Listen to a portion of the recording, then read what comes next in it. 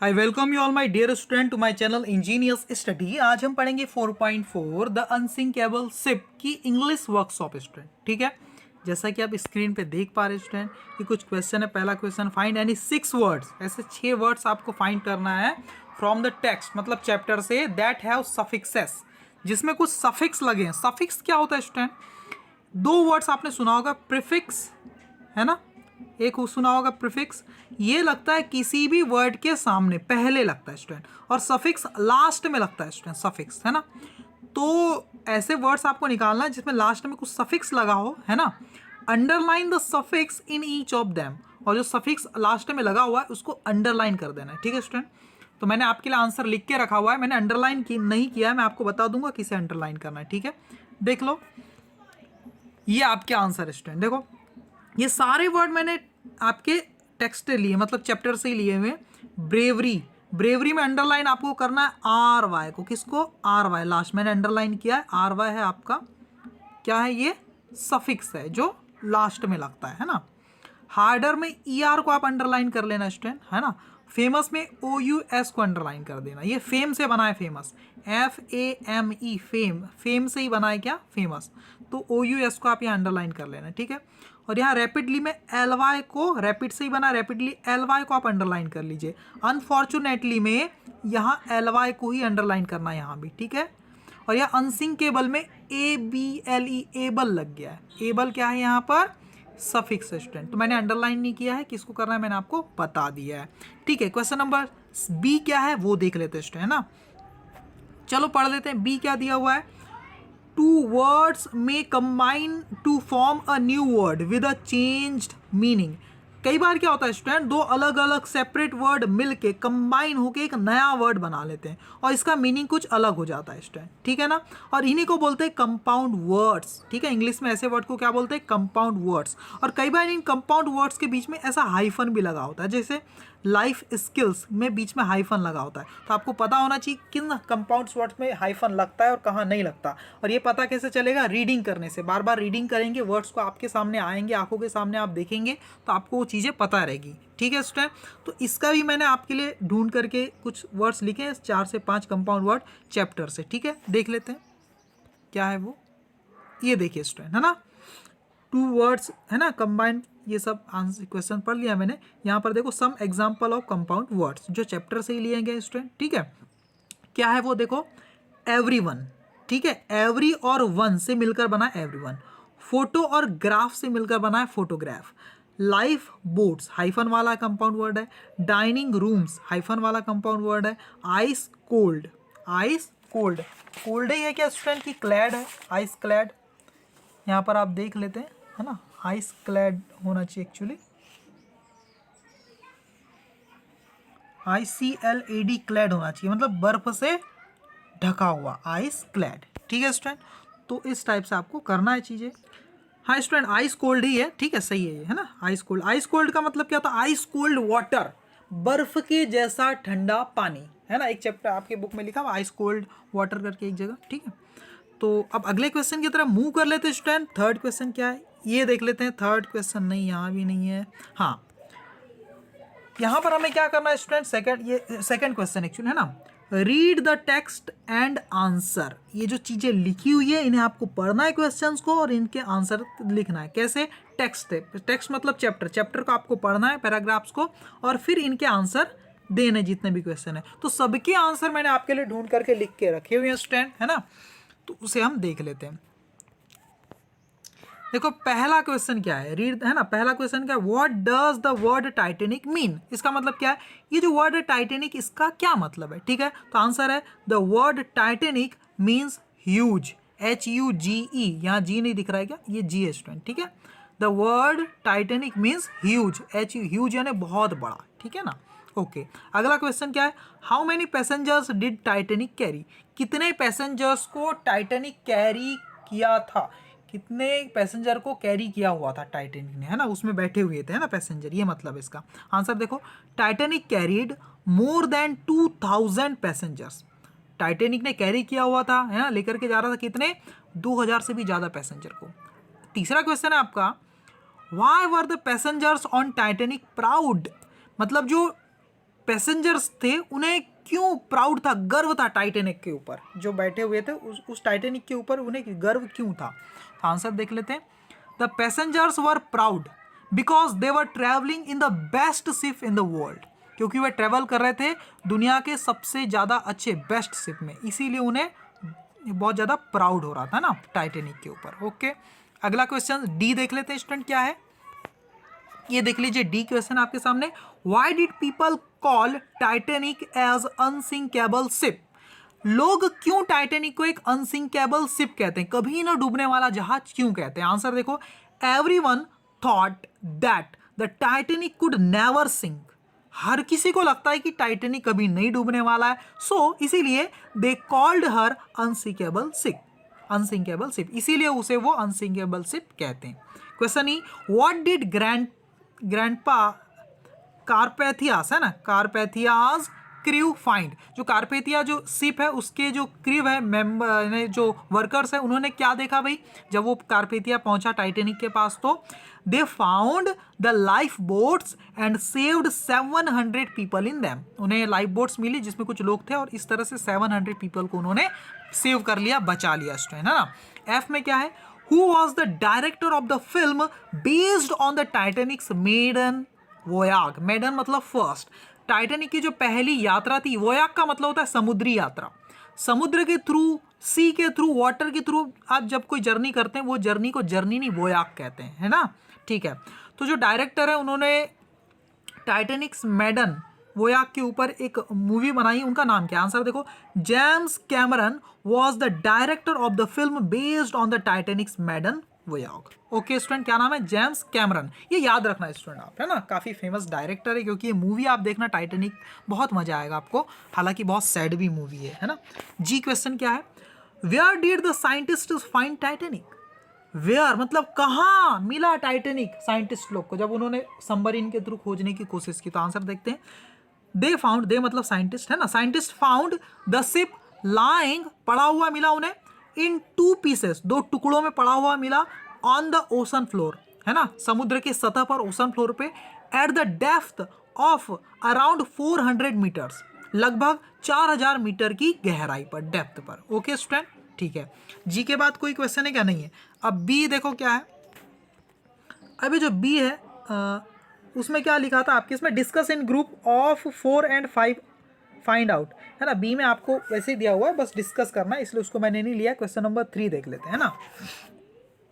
तो question number 3 देखो, second का बी, वो लिखने वाला कोई क्वेश्चन नहीं स्टूडेंट, है ना, वो डिस्कस करना है आपको। Read and find words related to sea and arrange them alphabetically, जो सी समुद्र से रिलेटेड कुछ वर्ड्स है उन्हें फाइंड आउट करना है और अल्फाबेटिकली अरेंज करना है। अल्फाबेटिकली मतलब, अल्फाबेटिकली का मतलब होता है स्टूडेंट, सबसे पहले ए आता है ना, फिर बी आता है, फिर सी आता है, तो जिस क्रम में अल्फाबेट आते हैं उसी सीक्वेंस में आपको उन वर्ड्स को लिखना है, ठीक है। देखो आंसर आप देखेंगे समझ में आ जाएगा। देखो, list of some sea related words alphabetically, मतलब वर्ड्स कौन कौन से, लेक है, मेडिटेरियन सी है, नॉर्थ सी है, ओशन है, रिवर है, साउथर्न ओशन है, साउथर्न ओशन और वाटर, ये इतने सारे वर्ड है जो सी से रिलेटेड है। लेकिन इनमें सबसे पहले किस वर्ड को मैंने लिखा है, लेक को लिखा, क्यों, क्योंकि एल पहले आता है, एल के बाद एम आता है तो मेडिटेरियन सी, उसके बाद एन आता है तो फिर एन को लिया है, फिर एन के बाद O P Q R S, N के बाद ही एस आता है ना, तो फिर एस वाले वर्ड को पहले लिखा, फिर S N M M N O, अरे सॉरी है ना, एन के बाद ओ आता है ना, तो ये ओशन को आप नॉर्थ सी के बाद लिखा है ना, हाँ सही है, हाँ, एन के बाद ओ आता है तो ओशन बाद में लिखा मैंने, ओ के बाद आर आता है तो रिवर लिखा मैंने, फिर एस आता है, फिर साउथर्न ओशन है ना, फिर वाटर, आखिरी में डब्ल्यू आता है इसलिए वाटर लिखा। तो अल्फाबेटिकल ऑर्डर मतलब डिक्शनरी में जो वर्ड्स जिस सीक्वेंस में रहते हैं उसी सीक्वेंस में आपको लिखना है ना।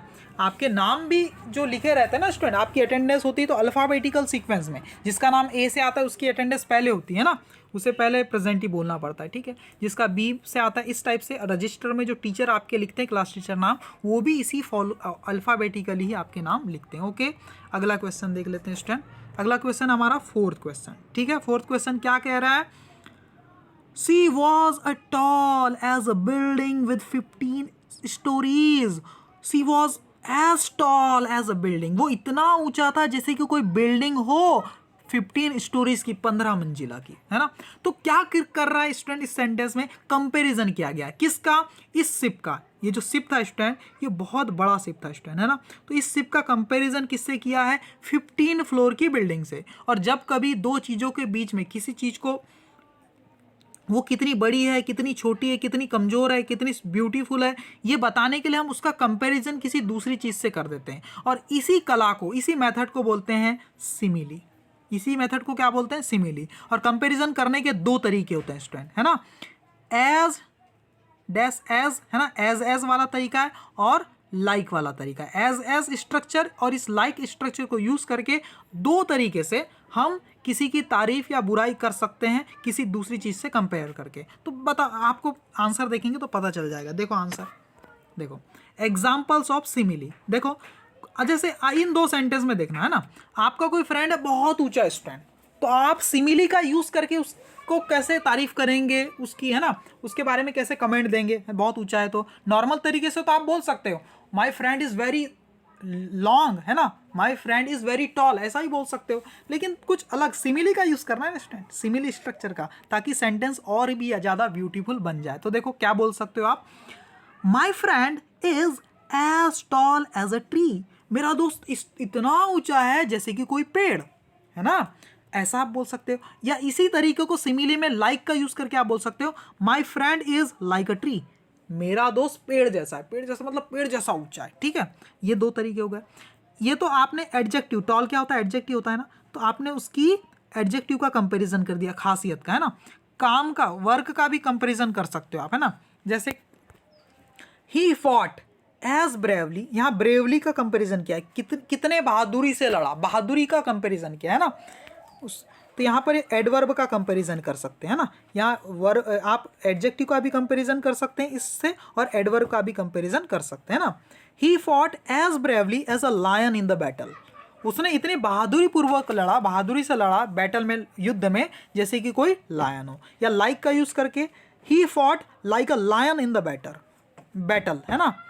He fought like a lion in the battle, वो बैटल में, युद्ध में शेर के जैसा लड़ा। तो इस तरीके से स्टूडेंट सिमिली का मैंने यहाँ दो तरीके से यूज़ किया यहाँ पर भी, और इसका यूज़ आप एडजेक्टिव के कंपैरिजन में और एडवर्ब के कंपैरिजन में कर सकते हैं स्टूडेंट। ओके, अगला क्वेश्चन देख लेते हैं।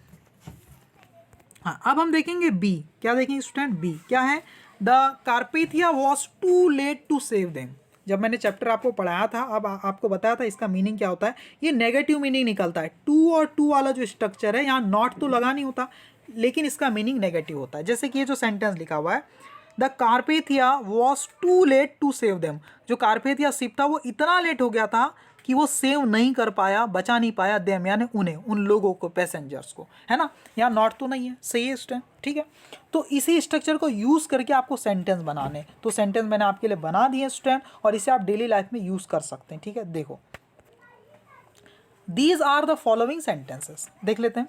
He was too weak to fight with the thieves, वो इतना कमज़ोर था कि वो लड़ नहीं पाया, कि वो लड़ नहीं सका, है ना, विद द थीव्स। थीव्स मतलब चोरों से, वो इतना वीक था कि वो चोरों से लड़ नहीं पाया। Clear student. तो स्ट्रक्चर की खासियत क्या है, आपको क्या करना है, टू का यूज़ करने के बाद कोई भी एडजेक्टिव का यूज़ कर लेना है, नेगेटिव वाला एडजेक्टिव जो किसी की बुराई कर रहा हो, है ना, और फिर टू लगा देना है, और यहाँ से कोई एक वर्ब ले लेना है जो कि पहले फॉर्म में V1 में ही रहेगी, ठीक है ना।